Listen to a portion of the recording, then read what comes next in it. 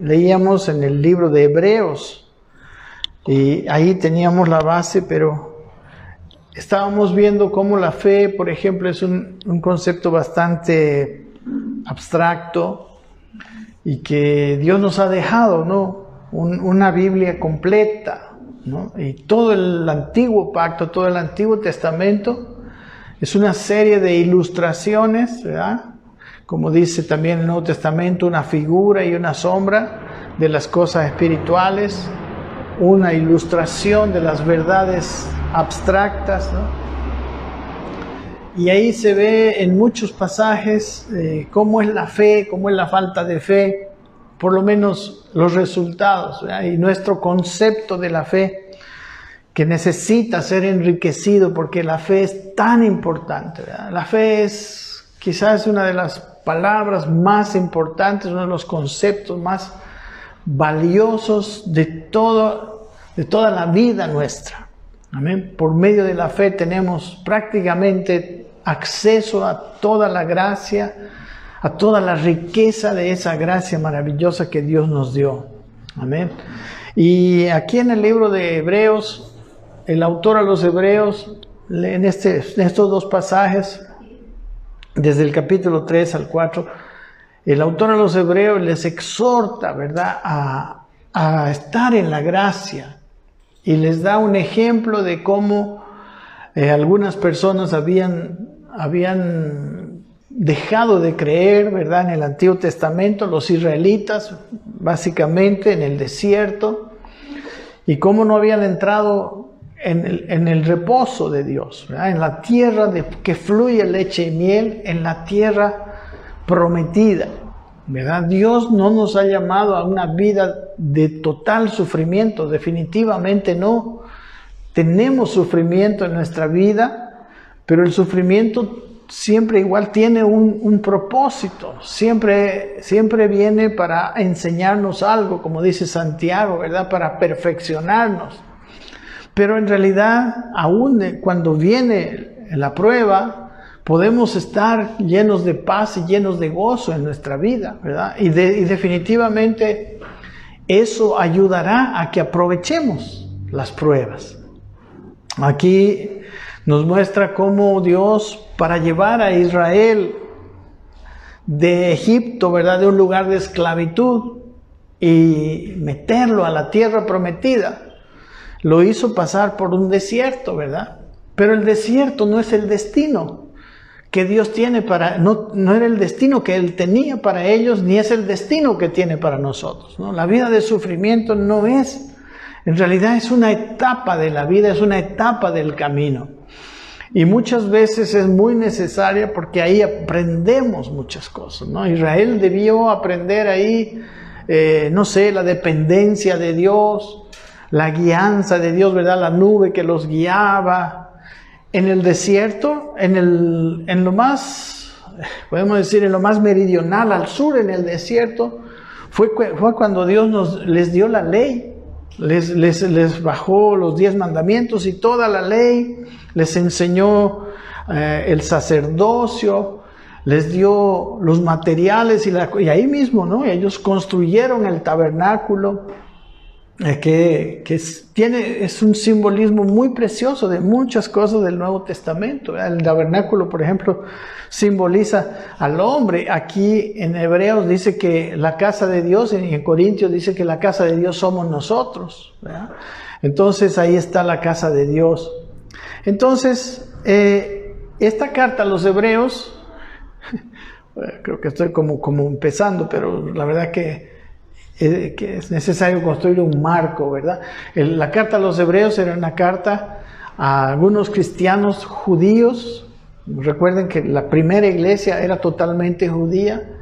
Unos cristianos judíos que estaban practicando anteriormente el judaísmo, se habían convertido a Cristo y los llamados judaizantes los querían hacer regresar a las viejas prácticas del judaísmo, ¿no? Entonces aquí el apóstol, el autor a los Hebreos, muchos creen que es Pablo, dice que, empieza a mostrarles la superioridad de este nuevo pacto, la superioridad y empieza, y al último, él dice, ¿no? El antiguo pacto es dado por viejo, ¿no? Es prácticamente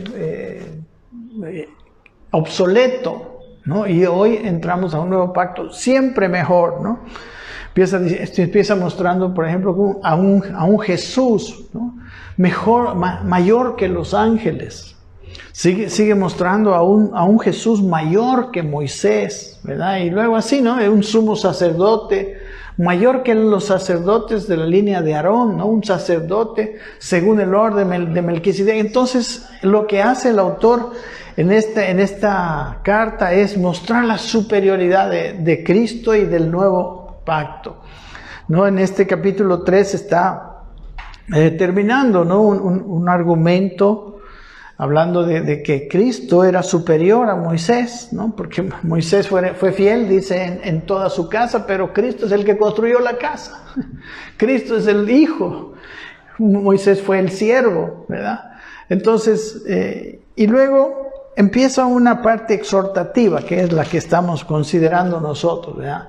Una parte exhortativa a los hebreos en aquel lugar, pero nos toca también a nosotros, porque nosotros también necesitamos esa exhortación, ¿verdad? Porque es una exhortación a andar en la obediencia, andar en la fe. De verdad, mis queridos hermanos, que este no es un tema secundario. Este es un tema medular de la vida. Porque en el momento en que nosotros vivimos en la fe, nosotros podemos crecer, podemos participar, ¿verdad?, de esa naturaleza, de ese poder, incluso transformador, que es imposible sin fe. Sin fe es imposible, dice en Hebreos 14, agradar a Dios. Los que han dejado el camino, aquí, ¿no? En el Nuevo Testamento les dice, han naufragado de la fe, han negado la fe, han dejado la fe. Son varias expresiones, pero es con la fe o sin la fe. Por eso, en este pasaje, de por qué ellos no entraron en el reposo, porque ¿qué era el reposo? ¿Verdad? El reposo era la tierra prometida. Y en palabras de Dios, era una tierra que fluye leche y miel. Hermanos, nuestra vida cristiana debe ser una tierra que fluye leche y miel. Una tierra de alegría, de gozo. Y aunque vivimos en medio de grandes presiones, en medio de escasez muchas veces, en medio de muchas situaciones externas, a veces negativas, es posible vivir con gozo y con alegría. Pablo en su carta a los filipenses les dice, he aprendido, les dice, a contentarme cual sea mi situación. Sé tener abundancia, sé padecer necesidad. Por todo estoy enseñado, dice, ¿no?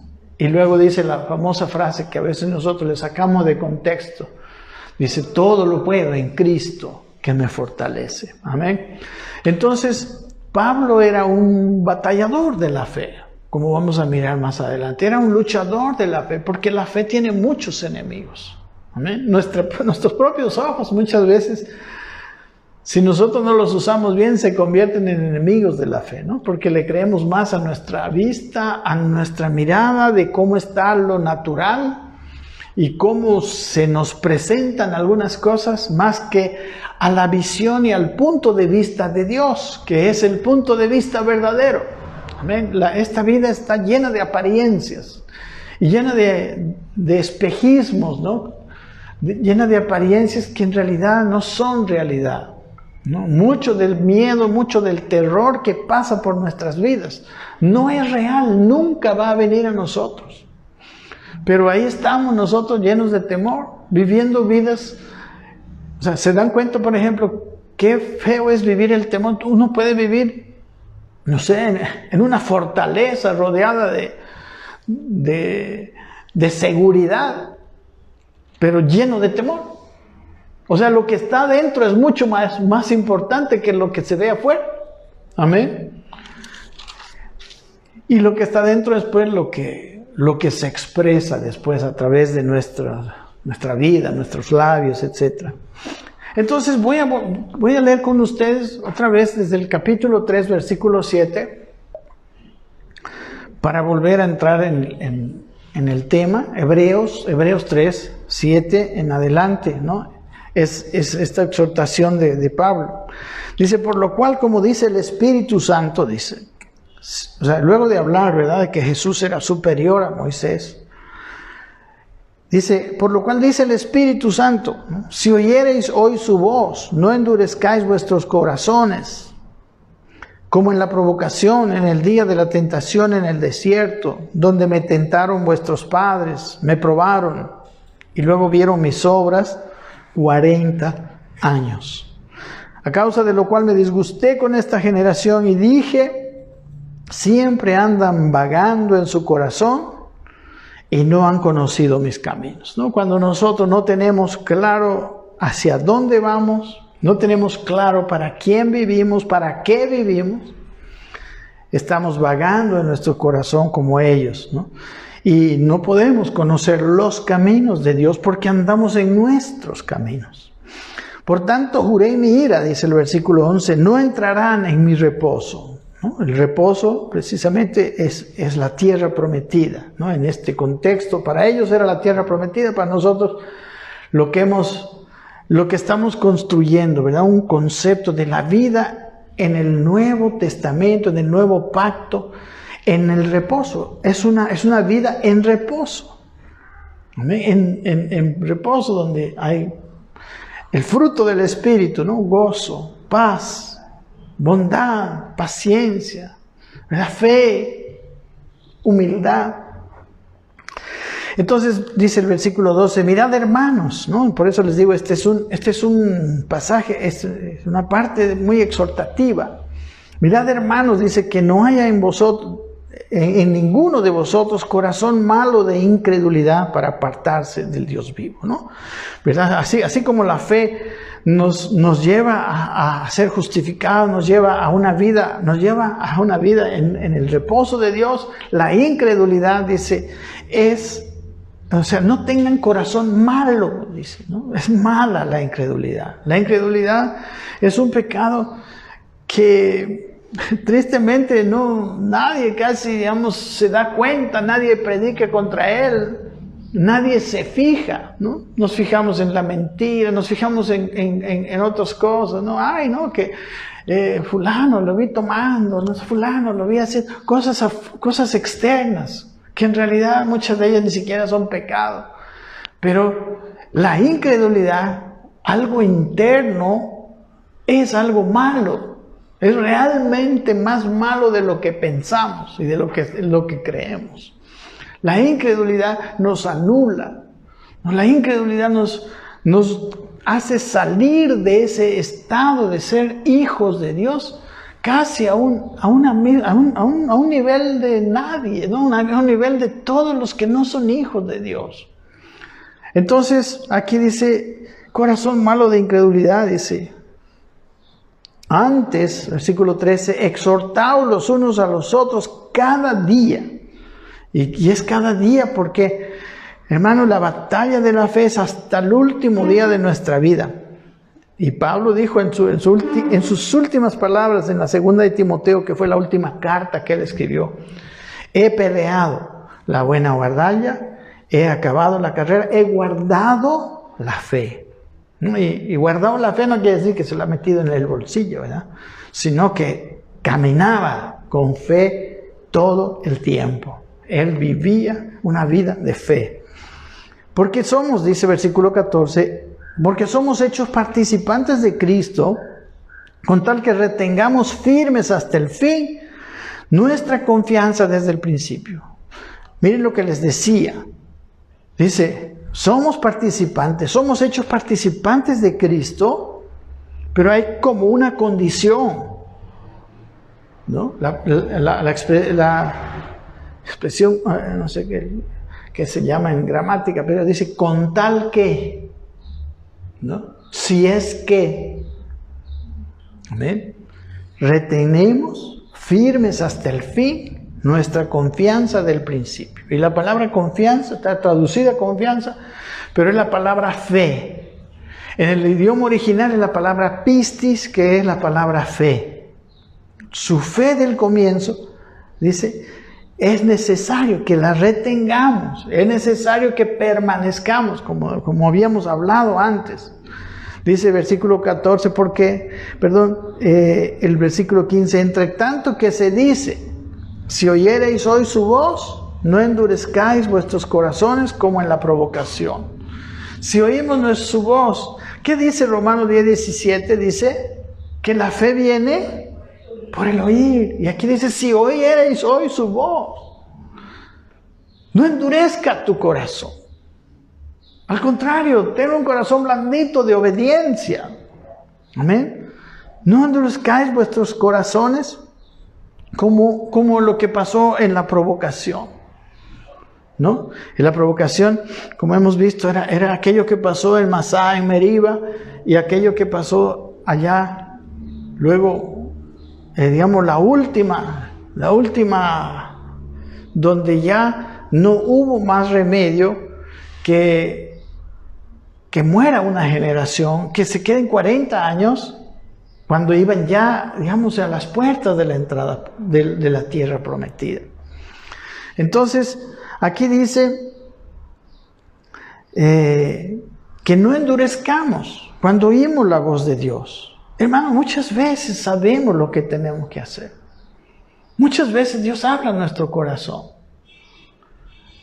Por la misma Biblia, normalmente. Y bueno, y todo lo que Dios habla, así, en palabra rema, nunca se contradice con el logos de Dios, con esta palabra. Por eso es tan importante conocer esta palabra, porque con eso comprobamos, ¿no? Muchas veces la voz de Dios. Entonces, en vez de tener un corazón duro como ellos, Dios les dijo, vayan, entren, yo voy a estar con ustedes, yo soy mía en la batalla. Y ellos miraron, y fueron sus ojos los que mandaron, ¿verdad? Y no fue la fe, no fue el creerle al Dios, al quien, la verdad, tenían que haberle creído, porque tantas experiencias poderosas tuvieron con Dios antes, ¿no? Tantas cosas hizo Dios portentosas, ¿no? Empezando por destruir, por haberlos sacado de Egipto, por destruir el ejército de Faraón, por haberlos hecho pasar el Mar Rojo. Bueno, y son incontables. Pero hay algo que creo que es importante, hermanos, ahora que estamos nosotros mirando esto. Es importante ver que ¿qué podemos decir? Nuestra tendencia humana es olvidar. Nuestra tendencia humana, y de repente un día vemos algo, estamos tan emocionados, pasan 24 horas y se nos pasó la emoción. Amén. Ya no queremos hacer lo que nos habíamos propuesto antes. Y por eso es necesario que en todo el tiempo nuestra fe esté continua. Amén. Esté caminando. Amén.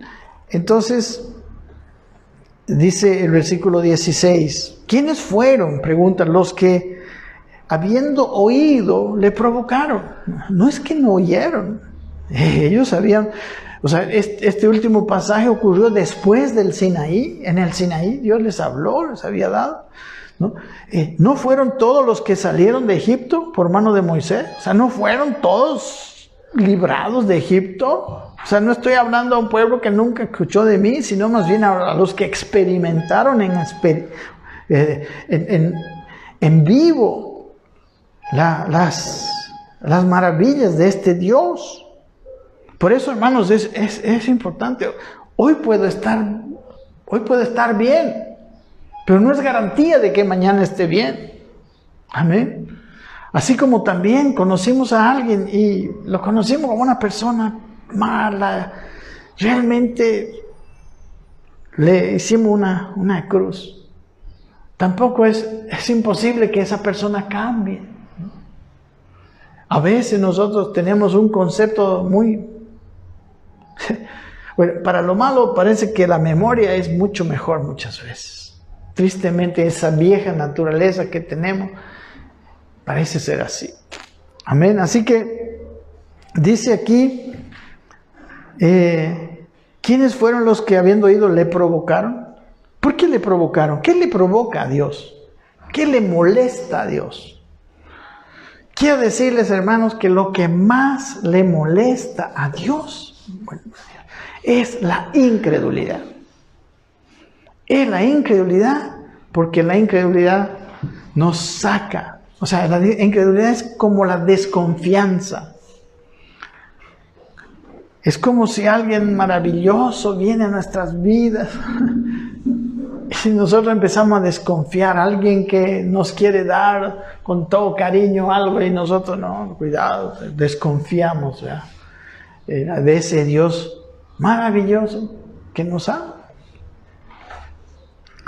Entonces le provocaron. Esa es una expresión que nosotros necesitamos ahora poner en nuestra vida. Cada acto de incredulidad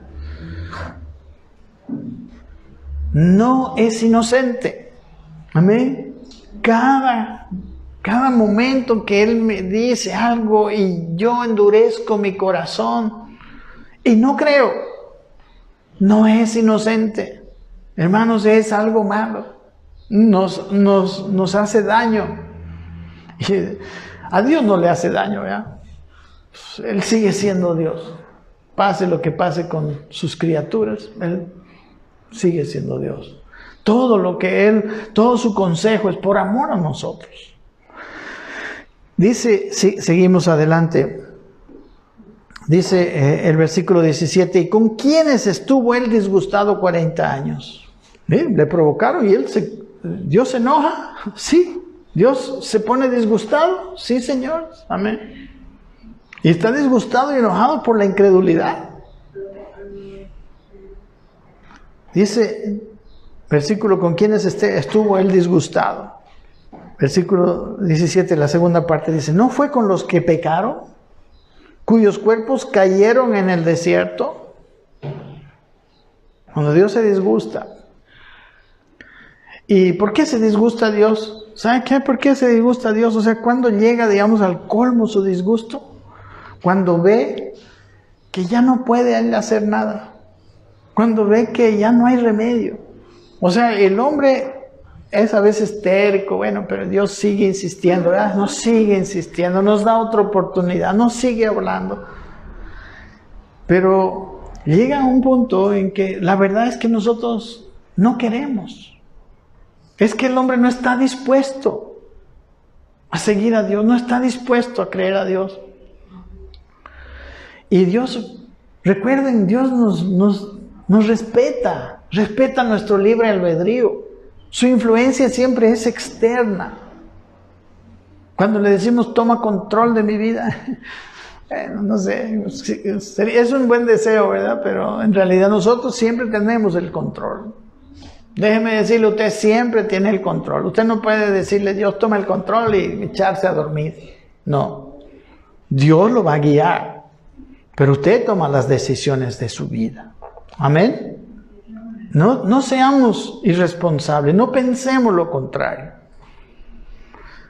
Entonces, sus cuerpos cayeron en el desierto. 18 dice, ¿y a quienes juró que no entrarían en su reposo, sino a aquellos que desobedecieron? O sea, él ya llegó a jurar. Él dijo, no va a entrar nadie de esta generación. Y la verdad, ¿no? Toda la generación, dice la Biblia, quedó en el desierto. Y los que entraron a la tierra prometida, y yo creo que para testimonio, porque algunos dirían, pues no, es que Dios no pudo meterlo a su pueblo a la tierra prometida. Pero los que entraron fueron una segunda generación. Y es interesante que el libro de Deuteronomio es una segunda vez que Dios tiene que dar la ley. Es una segunda vez que la ley se tiene que mostrar a todo el pueblo. Porque la primera vez era otra generación. ahí en la parte meridional del desierto, en el monte Sinaí. Amén. Y después estuvieron ahí vagando 40 años. Y miren, 40 años donde todos los días había maná, donde no le faltó nada, donde todos los días estaba la nube, donde todos los días, pero no es lo mismo vivir en un desierto con maná que disfrutar de la tierra que fluye leche y miel. Amén. Vivieron sus años. Como puede pasar con nosotros. Podemos seguir viviendo vidas cristianas, pero de desierto, de un maná diario,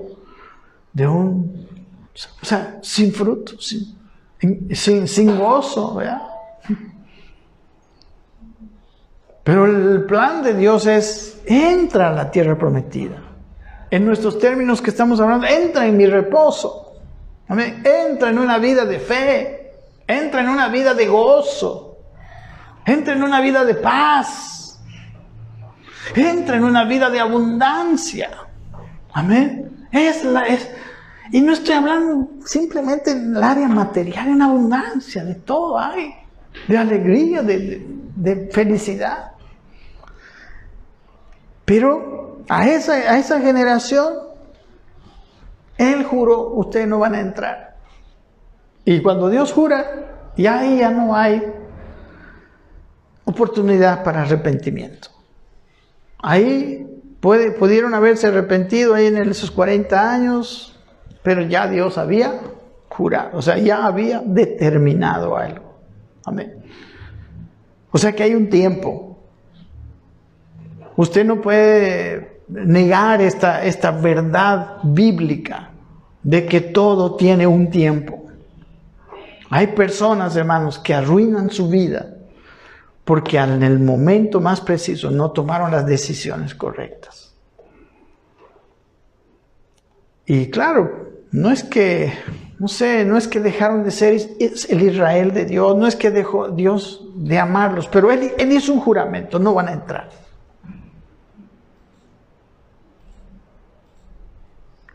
Cuando ahorita, no sé si tenemos tiempo, miremos ahí en el libro de Números, en el capítulo 14, cuando ellos se rebelaron, cuando mandaron los espías, recuerdan, ¿verdad? Y vinieron los espías y allá hay gigantes, lloraron. Él dijo, así Dios dijo, ya me han cansado mi corazón. Ya, o sea, no sé si quiere lo buscamos. Números 14, sí, no sé, no tengo aquí el versículo.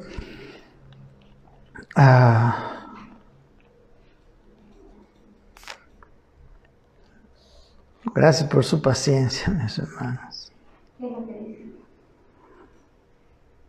Dice, miren.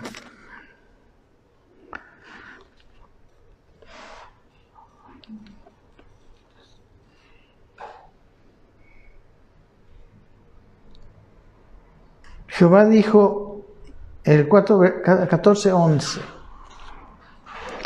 Y Jehová dijo a Moisés, ¿hasta cuándo me ha de irritar este pueblo? ¿Recuerdan que lo provocaron? ¿No? Ahí está diciendo, ¿hasta cuándo me ha de irritar este pueblo? ¿Hasta cuándo no me creerán con todas las señales que he hecho en medio de ellos? Dios irritado, porque no había manera de convencerlos que Él era Dios y que su poder era mayor que sus poderes humanos, michis. Amén. Y dice, yo los heriré, versículo siguiente, de mortandad y los destruiré, y a ti te pondré sobre gente más grande y fuerte que ellos. Está hablando con Moisés. Y bueno, y después viene otra vez la sentencia, después de hablar con Moisés, la intercesión de Moisés. Pero él había jurado. En el versículo más adelante, versículo 20, cuando Moisés le dice, perdona a este pueblo, Dios lo perdona. Dice el versículo 20, entonces Jehová le dijo, Bueno, perdón, vamos a leer del 19, solo para entrar en esto. Dice, en el 19 dice, perdona ahora la iniquidad de este pueblo, según la grandeza de tu misericordia, y cómo has perdonado a este pueblo desde Egipto hasta aquí. Porque Dios había perdonado y perdonado y perdonado, ¿no? En la gracia nosotros recibimos perdón y perdón y perdón también. Dice, entonces, versículo 20, Jehová dijo, yo lo he perdonado conforme a tu dicho. Bueno, Dios nos va a perdonar.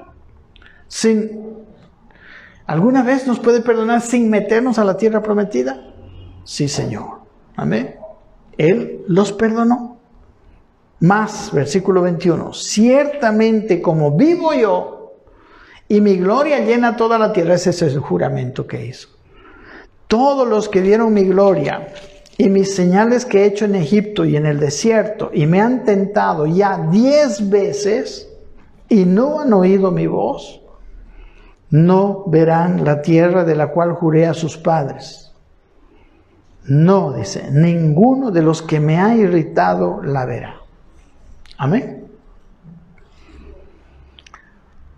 Estos son figura y sombra de las cosas espirituales, de las cosas celestiales, de los días que vivimos aquí en este nuevo pacto, mis amados hermanos. Amén. Porque es posible. Aún Dios nos perdona, pero podemos terminar nuestra vida en el desierto.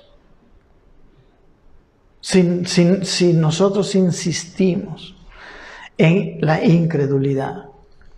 Si nosotros seguimos con el corazón duro cuando viene, como dice aquí en nuestro capítulo.